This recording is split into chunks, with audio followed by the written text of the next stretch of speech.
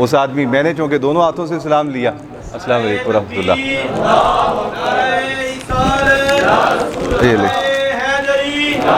ادھر آئیں ادھر آئیں ادھر آئیں، آپ نے اتارنا نہیں ہے، یہ پہن کے رکھنا ہے، نماز کے لیے اتار لینا۔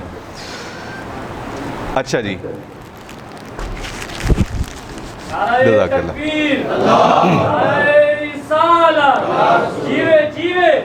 میں یہ نا میرے ساتھی ہیں عمر وقار، پچھلے جمعے میں یہاں تھا نہیں، تو میری غیر موجودگی میں یہ میرے لیے ہار لائے، تو میں واپس آیا تو مجھے بڑی شرمندگی ہوئی۔ میں اللہ رسول جانتے ہیں، میں ان ساتھیوں سے کہا، میں نے کہا یار مجھے پتہ ہوتا کہ میرے ساتھی نے یہ محبت کا اظہار کرنا ہے تو میں باہر جاتے ہی نہ جمعہ پڑھانے کے لیے۔ دنیا میں یاد رکھنا بیلیو، محبت کا کوئی مول نہیں، دنیا میں محبت کا کوئی مول نہیں۔ نبی پاک صلی اللہ علیہ وسلم مدینہ منورہ میں مال غنیمت تقسیم فرمایا آقا علیہ السلام نے،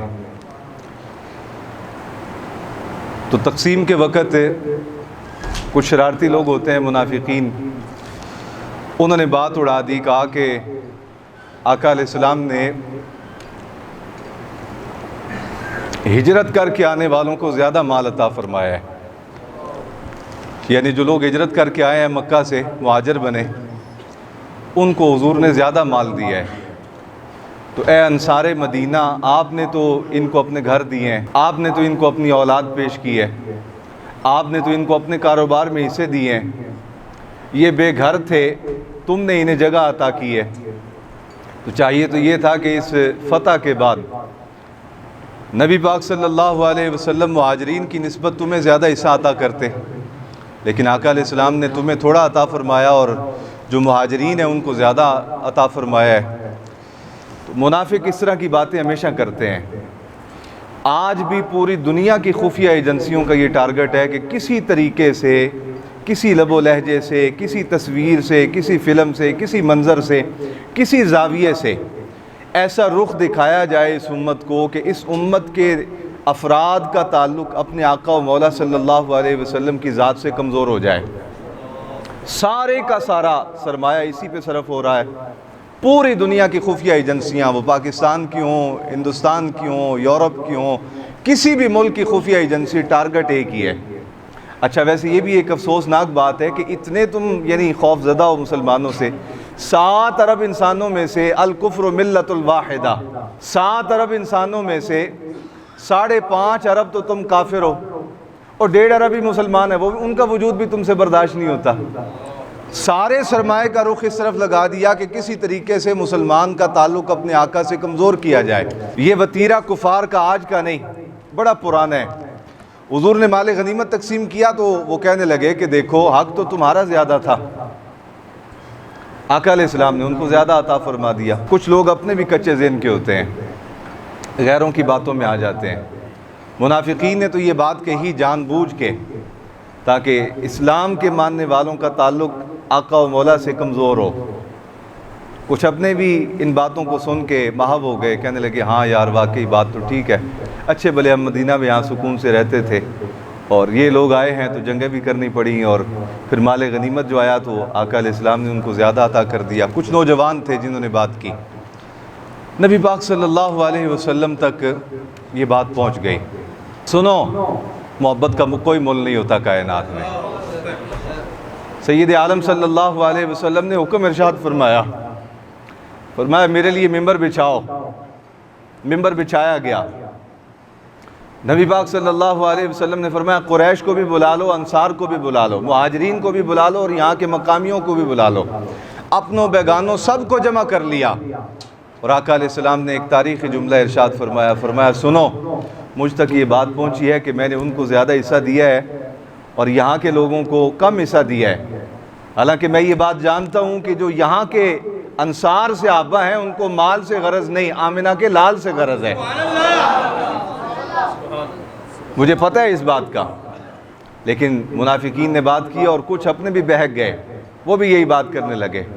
فرمایا سنو، میں نے اگر ان کو مال زیادہ دیا ہے تو اس کی کئی ساری وجوہات ہیں۔ ایک وجہ یہ ہے کہ وہ اپنا گھر بار میرے لیے چھوڑ کے آئے ہیں، انہوں نے اپنے بڑوں کی قبریں میرے لیے چھوڑی ہیں، جن گھروں میں وہ پیدا ہوئے تھے ان گھروں کو الوداع انہوں نے میری وجہ سے کہا۔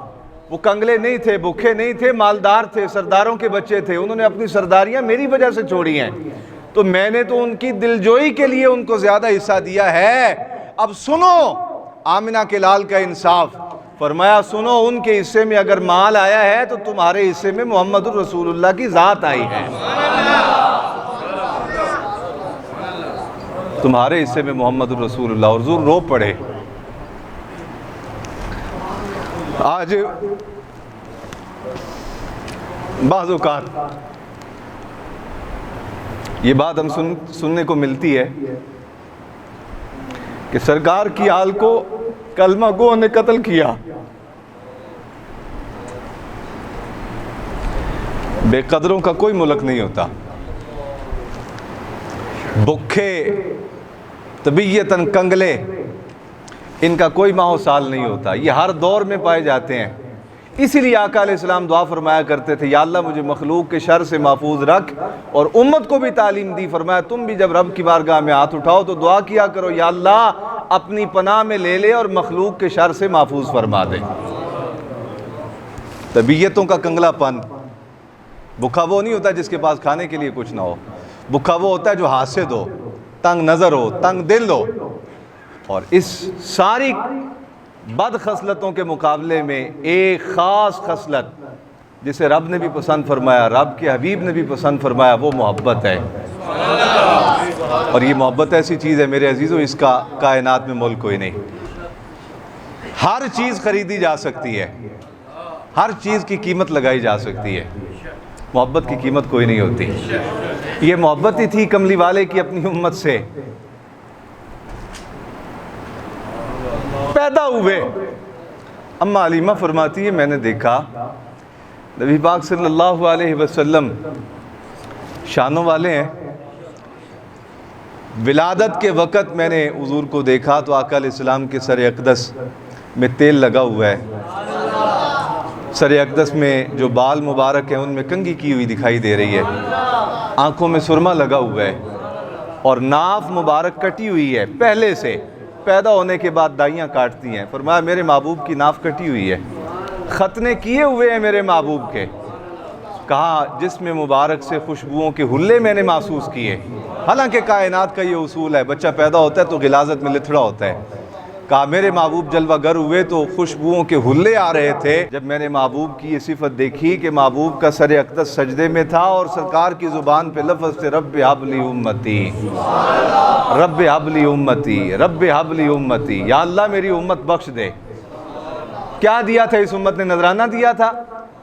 کیا اس امت نے کو آقا علیہ السلام کو پلاٹ پیش کیے تھے؟ کیا اس امت نے کو آقا علیہ السلام کو جو ہے وہ اپنی اولادیں دے دی تھی اس وقت؟